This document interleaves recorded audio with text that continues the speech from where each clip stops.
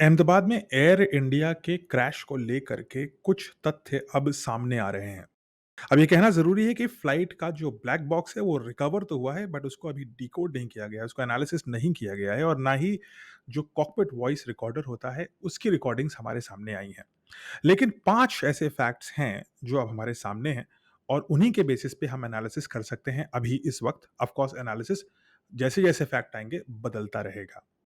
पहला फैक्ट वो वीडियो है जो किसी ने अपनी छत से इस पूरी फ्लाइट की ली थी। इस वीडियो में फ्लाइट दूर जाती हुई दिखती है और एक पॉइंट पे स्टेबल होकर के नीचे गिरती है। इसकी एनालिसिस हम करेंगे। दूसरा वीडियो बहुत ही क्रूशियल है और वो किसी स्टैटिक कैमरे से लिया गया है, शायद कोई सिक्योरिटी कैमरा होगा जो एयरपोर्ट पे स्थित था, जिसमें पूरी फ्लाइट की टेक ऑफ बहुत ही ढंग से कैप्चर हुई है। तीसरा इंपॉर्टेंट तथ्य इस बात से आता है कि जो एक बचा हुआ चश्मदीद गवाह है जो फ्लाइट के अंदर थे, विश्वास कुमार, उन्होंने कहा है कि जो फ्लाइट है वो लगभग 10 से 12 सेकंड के बीच में जब उड़ चुकी थी, तो एक लाउड एक्सप्लोजन हुआ था। तो ये एक्सप्लोजन क्यों हुआ? चौथा फैक्ट ये है कि फ्लाइट के कैप्टन सुमित ने जैसे ही फ्लाइट उड़ा था, उन्होंने मेडे कॉल करी थी, यानी कि पायलट्स को पता था कि कुछ मामला बहुत ही सीरियस और लाइफ थ्रेटनिंग बहुत जल्दी शुरू हो गया। और पांचवा फैक्ट जो कुछ सूत्र से आ रहा है वो ये है कि पायलट्स ने एयर ट्रैफिक कंट्रोल को ये बोला कि इंजन से थ्रस्ट नहीं आ रही है, इंजन में पावर नहीं आ रही है और उस वजह से जो लिफ्ट है वो नहीं मिल रही है। Engine have no power, there is no lift. इन सारी चीजों को हमें एनालिसिस करना है। तो इन 5 फैक्ट से हम एनालिसिस करते हैं कि एक्चुअली में हुआ क्या और शुरू करते हैं उस वीडियो से जो सरदार पटेल एयरपोर्ट के शायद किसी सिक्योरिटी कैमरा से ली गई थी। ये वीडियो है। अब आप इस वीडियो को जैसे-जैसे देखेंगे, फ्लाइट टेक ऑफ कर रहा है और टेक ऑफ करते समय सब कुछ एकदम सही है। ब्यूटीफुल टेक ऑफ होता है जो काफ़ी स्टैंडर्ड है। एक भारी एयरक्राफ्ट है 787, इसमें बहुत सारे यात्री हैं और बहुत ज़्यादा फ्यूल है। लगभग 1 लाख किलोग्राम फ्यूल है और इसके साथ वो लंदन जा रहा है। टेक ऑफ इज़ ब्यूटीफुल, इसका मतलब इस समय तक इंजन्स चल रहे थे और बखूबी चल रहे थे। अगर कोई भी फ्लॉ होता है इंजन में तो पायलट्स को इस समय पता लग जाना चाहिए था। लेकिन इस पॉइंट पे रोकते हैं इसको। इस पॉइंट पर लगभग फ्लाइट की जो हाइट है वो लगभग है 50 से 100 फीट। इस पॉइंट पर जो लैंडिंग गियर है, जो पहिए दिख रहे हैं आपको, किसी नॉर्मल फ्लाइट में 787 में इस समय ये पहिए फ्लाइट को अपने अंदर ले लेने चाहिए थे, यानी कि रिट्रैक्ट कर लेना चाहिए था। ये नॉर्मल प्रोसेस था। लेकिन जैसे-जैसे हम इस वीडियो को आगे देखते हैं, हम देखते हैं कि कभी भी पहिए अंदर नहीं ले पाता है ये फ्लाइट और पूरे time even till the crash ये पहिए बाहर ही निकले रहते हैं। ये एक बहुत ही इंपॉर्टेंट फाइंडिंग है। ऐसा क्यों हुआ? तो अब 2 थ्योरी सामने आती हैं। पहला थ्योरी ये है कि कुछ ऐसा हुआ कि फ्लाइट टेक ऑफ तो कर गई, लेकिन टेक ऑफ करने के बाद एग्ज़ैक्टली इस मोमेंट पर इंजन्स में पावर चली गई, जैसा पायलट्स बोल रहे थे। अगर इंजन में पावर चली गई, तो ऐसा क्यों हुआ?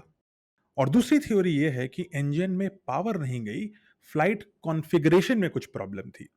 उसके बारे में हम बाद में चर्चा करेंगे और वो भी एक दूसरा आयाम है, दूसरा डिमेंशन है इस पूरे एक्सीडेंट का जो हमें समझना ज़रूरी है। तो बात करते हैं पहले सिनेरियो की कि अगर इंजन में सडनली टेक ऑफ के 10 सेकंड बाद पावर खत्म हो गई। इस बात को ये भी सपोर्ट करता है कि जो बचे हुए एक यात्री थे 11A सीट में बैठे हुए जो बच गए, उन्होंने कहा कि 10 सेकंड बाद फ्लाइट के एक लाउड नॉइज़ हुई थी, एक ब्लास्ट जैसी साउंड हुई। क्या ये इंजन के एकदम से रुक जाने की वजह से हुई? तो अगर इंजन में पावर खत्म हो गई तो उसके भी 3 अलग कारण हो सकते हैं। पहला है बर्ड हिट। बहुत सारी चिड़िया, यानी यहाँ पे हम बात कर रहे हैं दर्जनों और सैकड़ों की संख्या में अगर चिड़िया एकदम से आ जाएँ और दोनों इंजनों में बहुत सारी ऐसी चिड़िया अंदर घुस जाएँ, तो वो चिड़ियों की वजह से हो सकता है कि दोनों इंजन एक साथ खराब हो जाएँ। लेकिन अगर ऐसा होता, तो जो दूसरी वीडियो है, ये वाली, इसमें इंजन में कुछ स्पार्क या आग लगी दिखनी चाहिए थी। ऐसा नहीं होता है और ना ही आप देख सकते हैं आकाश में कोई भी चिड़िया है। इसका मतलब बर्ड हिट की theory does not make sense. हटा देते हैं इसको। दूसरी थ्योरी क्या हो सकती है? दूसरी थ्योरी ये हो सकती है कि किसी प्रकार से इंजन में फ्यूल जाना बंद हो गया। अब इंजन में फ्यूल ना जाने के भी 2 कारण हो सकते हैं। तो हम आते हैं रीज़न नंबर 2 पर। यानी कि इंजन में फ्यूल इसलिए नहीं गया क्योंकि फ्यूल का पंप या जो इंजन में हवा को कंप्रेस करने के लिए कंप्रेसर लगे होते हैं, वो दोनों खराब हो गए। अब ये भी काफ़ी कॉम्प्लिकेटेड है बिकॉज़ इंजन में मल्टीपल पंप्स होते हैं और मल्टीपल कंप्रेसर होते हैं और मल्टीपल इंजन्स होते हैं। इसका मतलब ये है कि एक साथ सब कुछ तभी खराब हो सकता है जब कोई मेजर फ्लॉ आया हो। याद रखने की बात यह है कि इस फ्लाइट का रिसेंटली ओवरहॉल हुआ था, मेजर मेंटेनेंस में गई थी। तो क्या कुछ फ्लॉ आ गया उसकी वजह से कि फ्यूल का जो मास्टर पंप है, जो मास्टर स्विच है, उसमें कुछ गड़बड़ी आ गई उड़ते हुए? और अगर ऐसी गड़बड़ी आई तो क्या ये मेंटेनेंस की गलती थी? और यहाँ पर एक संभावना साबोटाज की भी है, जिसको डिस्कवर करना और इन्वेस्टिगेट करना उतना ही आवश्यक है। तो 2 रीज़न हो गए, बर्ड हिट और इंजन के पंप या उसके कंप्रेसर में फ्लॉ, जो मेंटेनेंस की वजह से या किसी की गलती की वजह से आ गया हो। तीसरा कारण क्या हो सकता है? तीसरा कारण इंजन में फ्यूल तो हो सकता है जा रहा हो, लेकिन फ्यूल में कंटैमिनेशन हो। अब हिस्ट्री में ऐसा हो चुका है कि कंटैमिनेटेड फ्यूल की वजह से हवाई जहाज़ों में गलती आ चुकी है। लेकिन फ्यूल कंटैमिनेशन थ्योरी में एक प्रॉब्लम है। अगर फ्यूल कंटैमिनेटेड होगा तो ये तो सच है कि कुछ देर बाद इंजन बंद हो जाएँगे, इंजन ठीक से नहीं चलेंगे, इंजन में स्पटर की आवाज़ आएगी और प्लेन में मेजर वाइब्रेशंस आएँगे। लेकिन इस थ्योरी में भी एक मेजर गलती है, और गलती ये है कि अगर फ्यूल कंटैमिनेटेड था, तो इंजन जब रनवे पे चल रहा था तो पायलट्स को पता लग जाना चाहिए था, क्योंकि इतने वाइब्रेशंस आते। और सरदार पटेल एयरपोर्ट की जो रनवे है वो लगभग 11,000 फीट लंबी है। देश की सबसे लंबी रनवेज में से एक है। प्लेन के पास एम्पल टाइम था कि वो रुक जाए, और अगर ऐसा नहीं भी कर पाता तो जो मेडे कॉल थी वो रनवे पर से आनी चाहिए थी, आकाश पर से नहीं। तो फ्यूल कंटैमिनेशन की थ्योरी क्रेडिबल है, लेकिन उसमें एक फ्लॉ है। और अगर ये सच है फ्यूल कंटैमिनेशन की प्रॉब्लम, तो ये किसने किया? क्या ये गलती से हुआ? क्या ये जानबूझ के किया गया? या इसमें कोई मेजर मेंटेनेंस फ्लॉ हुआ? ये डिस्कवर करना ज़रूरी है। तो अब 3 थ्योरी हो गई हमारे पास। अब हम आते हैं दूसरे केस पर, यानी कि अगर इंजन चल रहा था, उसके बाद भी ये फ्लाइट क्रैश हो गई। अगर इंजन चल रहा था बखूबी और उसके बाद भी ये फ्लाइट गिर गई, तो ये सारा अटेंशन आता है 2 चीज़ों के ऊपर। और पहली थ्योरी आती है पायलटिंग फ्लॉ, यानी कि पायलट से कुछ गलती हो गई। अमेरिकन मीडिया, याद रखिए, बोइंग एक अमेरिकन कंपनी है, इसलिए अमेरिकन मीडिया जो कहती है उसको थोड़ा-सा सावधानी के साथ हमें सुनना है और समझना है, क्योंकि वो अपनी कंपनी को डिफेंड करने की कोशिश करेंगे। अमेरिकन थ्योरी कह रही है कि ये एक पायलटिंग फ्लॉ होने की लाइक्लीहुड बहुत ज़्यादा है। और एक थ्योरी जो उनके हिसाब से चल रही है वो ये है कि जब ये फ्लाइट उड़ रहा था, ये दूसरी वीडियो में हम देखते हैं, तो शायद जो इसके फ्लैप्स हैं, वो सीधे हो चुके थे। अब मैं समझा देता हूँ आपको फ्लैप्स क्या होता है। अगर आप किसी प्लेन में बैठे हों, तो उड़ते समय अगर आप हवाई जहाज़ के पंखों की तरफ बैठें, तो आप देखेंगे कि उस पंख के पीछे एक पार्ट निकला रहता है। ऐसा ही एक पार्ट उसके आगे की तरफ भी होता है। यानी कि पंख का जो शेप है, वो ऐसे होने की जगह थोड़ा ऐसे हो जाता है। अब ये एक टेक्नोलॉजिकल प्रोसेस है, एविएशन साइंस में इम्पोर्टेंट है, और ऐसा करने की वजह से उड़ते समय और लैंड करते समय प्लेन का जो पंख होता है, उसका सरफेस एरिया बढ़ा दिया जाता है। इससे प्लेन का फ्यूल कंजम्पशन तो बढ़ जाता है, लेकिन प्लेन कम स्पीड पर भी हवा में रह सकता है। जब प्लेन हवा में पहुंच जाता है 1,500 से 3,000 फीट की ऊंचाई पर, तब फ्लैप्स को वापस सीधा कर दिया जाता है और प्लेन कम फ्यूल के साथ आराम से उड़ता रह सकता है। तब उसकी स्पीड इतनी बन चुकी होती है। यानी कि प्लेन के उड़ने और उतरने में जो रोल उसके पहियों का है, लगभग वही रोल उसके फ्लैप का होता है, बहुत इंपॉर्टेंट होता है। फ्लैप में गलती करने की वजह से दुनिया में कई बार एयर क्रैशेस हो चुके हैं और वो फेटल हो चुके हैं। तो रीजन नंबर 4 ये हो सकता है कि पायलट्स ये भूल गए कि फ्लैप को नीचे करके, यानी डाउन पोजीशन में रख करके प्लेन को रनवे पे दौड़ाना था और फिर उड़ना था। लेकिन इस थ्योरी में एक बहुत ही बड़ा फ्लॉ है। मॉडर्न जेट्स में, इनफैक्ट 787 में, अगर ऐसा पायलट करता है तो पूरी कॉकपिट में बड़ा सा अलार्म बजने लगता है। उस अलार्म को ओवरराइड करके या उसको इग्नोर करना बिल्कुल असंभव था। यानी कि यह संभव नहीं है कि पायलट्स ने यह गलती करी हो। तो गलती आती है दूसरे तरह की, यानी कि रीजन नंबर 5। रीजन नंबर 5 जिसको अमेरिकन मीडिया सबसे ज्यादा टॉम टॉम कर रही है, वो ये कह रही है कि भाई फ्लैप शुरू में तो सही थे, यानी डाउन पोजीशन में थे, लेकिन जब ये फ्लाइट उड़ गई, तो जो दूसरी वीडियो है और जो पहली वीडियो है, दोनों में दिख रहा है, लेकिन स्पेशली जो दूसरी छत से ली हुई वीडियो है, उसमें ये कह रहे हैं कि जो फ्लैप है वो ऊपर दिख रहा है। यानी कि फ्लैप का बटन दबा करके, उसका एक लीवर होता है, उसको ऊपर करके फ्लैप सीधा कर दिया था। लेकिन जो गियर है, लैंडिंग गियर है, जो पहिए हैं, वो अभी भी नीचे हैं। अब इसके रिकमेंडेड गाइडलाइन ये होती है कि जैसे ही प्लेन टेक ऑफ करता है, जो मेन पायलट है, कैप्टन है, वो चारों ओर देखते हुए, फ्लाइट की स्पीड देखते हुए, आसपास चिड़िया देखते हुए कहता है कि जो टेक ऑफ है वो प्रॉपर है। और जैसे ही ये बात वो अपने को पायलट को बोलता है, को पायलट जो एक बटन है उसको ऊपर करके जो लैंडिंग गियर है उसको वापस प्लेन के अंदर ले लेता है। अब यहीं पर अमेरिकन मीडिया का सारा ध्यान है। अमेरिकन मीडिया इज सेइंग कि शायद ऐसा हुआ कि कैप्टन सबरवाल ने सारा सिचुएशन का मुआयना किया और कहा कि गियर अप कर दिया जाए।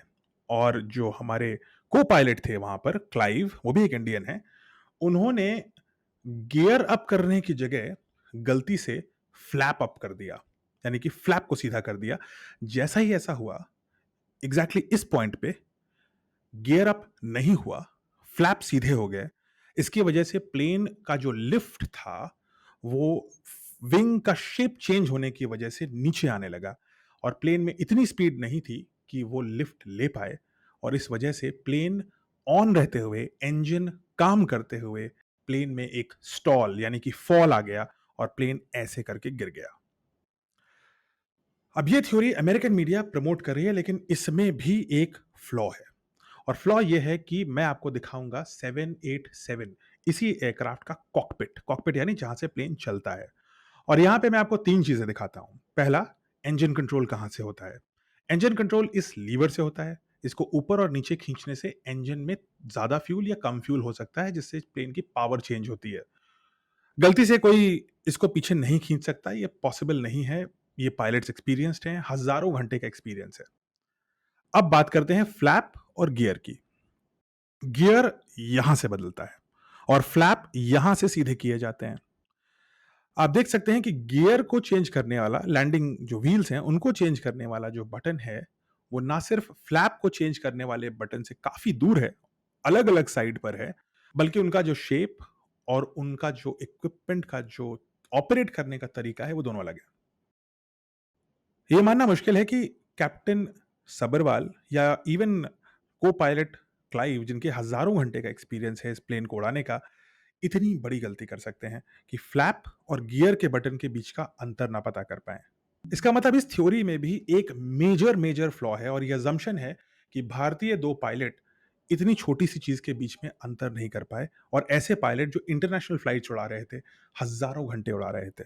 तो एक सवाल और आता है कि ऐसा क्यों हुआ कि लैंडिंग गियर नीचे था और फ्लैप्स ऊपर थे, यानी रॉन्ग कॉन्फ़िगरेशन क्यों है? इंडियन मीडिया वेस्टर्न मीडिया से इन्फ्लुएंस होके इस बात को उठा रही है।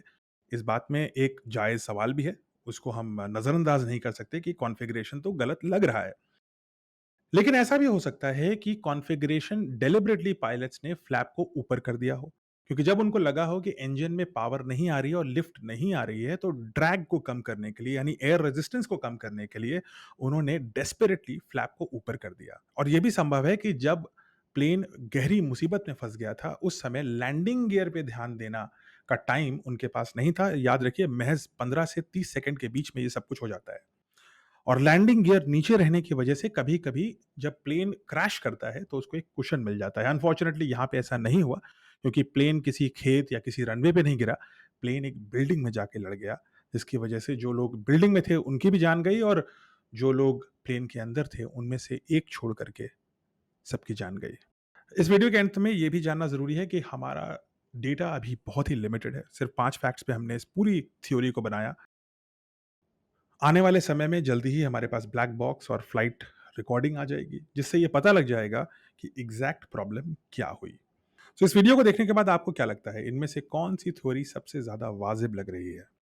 ये जानना जरूरी है, बिकॉज फ्यूचर में ऐसे एक्सीडेंट्स को रोकना बहुत ही आवश्यक है। बर्ड हिट, या फिर फ्यूल पंप या कंप्रेसर्स में प्रॉब्लम, या फिर फ्यूल ही कंटामिनेटेड था, या फिर फ्लाइट ने जब टेक ऑफ किया उस समय से ही उसके फ्लैप की पोजीशन में गलती थी, या फिर फ्लाइट के टेक ऑफ करने के जस्ट बाद गियर की जगह फ्लैप का स्विच ऑपरेट हो गया।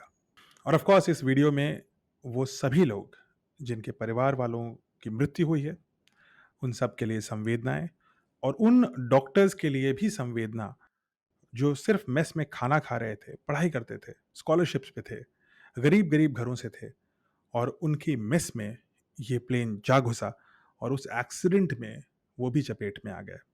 हमें उनका भी उतना ही ध्यान और अपनी प्रेयर्स में उनको उतना ही स्थान देना है, जितना उन विक्टिम्स को जो उस प्लेन के अंदर थे।